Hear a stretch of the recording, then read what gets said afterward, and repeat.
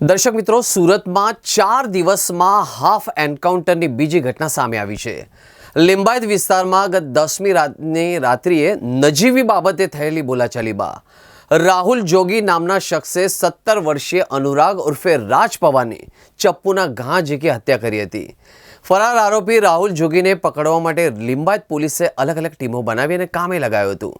એ દરમિયાન પોલીસને બાતમી મળી હતી કે આરોપી મીઠીખાડી વિસ્તારમાં છુપાયેલો છે। જ્યારે પોલીસ રાહુલને પકડવા પહોંચી ત્યારે ધરપકડથી બચવા માટે આરોપી રાહુલે પોલીસ જવાનો પર ચપ્પુ વડે હુમલો કર્યો હતો।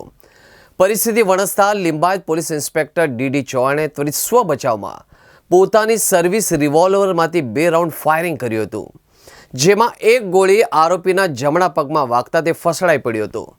પોલીસે તાત્કાલિક આરોપીને દબોચી સારવાર માટે નવી સિવિલ હોસ્પિટલ ખસેડાયો હતો। રાહુલ જોગીને લઈને જ્યારે પોલીસ હોસ્પિટલ પહોંચી ત્યારે તે કણસી રહ્યો હતો। સારવાર દરમિયાન પણ દર્દમાં ફરી આવું ન કરવાનો કોઈ બૂમો પાડી રહ્યો હતો। આરોપીએ પોલીસ કોન્સ્ટેબલ મુકેશ બાગુલ પર ચપ્પુ વડે હુમલો કર્યો હતો। પરિસ્થિતિને કાબૂ લેવા અને સ્વ બચાવમાં લિંબાયતના પીઆઈ ડીડી ચૌહાણે પોતાની સર્વિસ રિવોલ્વરમાંથી 2 રાઉન્ડ ફાયરિંગ કર્યું હતું। પોલીસના ફાયરિંગમાં એક ગોળી આરોપી રાહુલના જમણા પગમાં વાગતા તે ફસડાઈ પડ્યો હતો। પોલીસે તાત્કાલિક આરોપીને નવી સિવિલ હોસ્પિટલ ખસેડવામાં આવ્યો હતો। બીજી તરફ આરોપીના હુમલામાં ઘાયલ થયેલા કોન્સ્ટેબલ મુકેશ બાગુલને સારવાર માટે ગોડાદરાની ખાનગી હોસ્પિટલમાં દાખલ કરવામાં આવ્યું છે। આશરે 9:30 વાગ્યાના અરસામાં લિંબાયત પોલીસ સ્ટેશનને એક ટેલિફોન વર્દી મળેલ, જેમાં એક મરણ જનાર ઈસમ છે જે અનુરાગ જગદીશ પવાર કરીને જે મોટરસાઇકલ લઈને જતો હતો। એ દરમિયાન કોઈ રાહુલ જોગી નામના ઈસમે રસ્તા પર ટકરાય એ બાબતે બોલચાલી થતાં એને છાતીના ભાગે 2 ચપ્પા મારી અને હત્યા કરી દેવામાં આવેલી હતી। આ બાબતનો ગુનો લિંબાયત પોલીસ સ્ટેશન અંદર દાખલ કરવામાં આવેલો।